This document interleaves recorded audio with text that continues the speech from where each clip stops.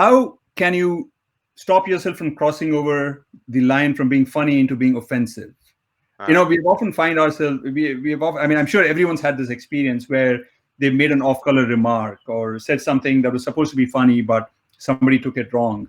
Do you have any advice for people that, a kind of quick heuristic that they can use to check in to see if, they can stay within that line? Yeah. So I'll actually start with if you've already done that, because I've done it. I do it too often, and I study this stuff. Right. So my advice for people who have crossed the line is to be quick to apologize. Love that.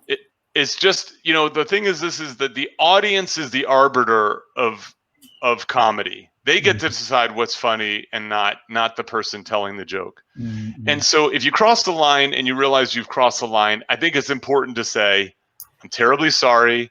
I meant that as a joke, and I clearly executed that poorly. Please forgive me. That's good. The tendency is to blame the audience. That's right. And so how do you not cross the line? Well, the first one is to take into account the audience's perspective and the context the audience is in, and the number of drinks the audience has had.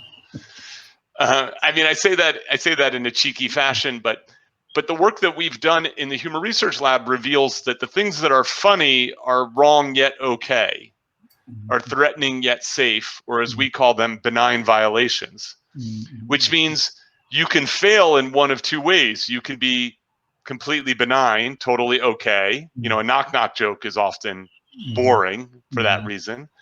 Or you can be too risque. You can be just wrong, just threatening, just a violation.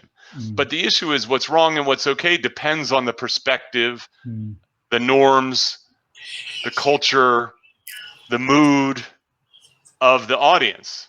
And so I often find that when you want to tell jokes, you sort of want to tread lightly and kind of test out your audience to know, are they going to find what you think is funny actually funny?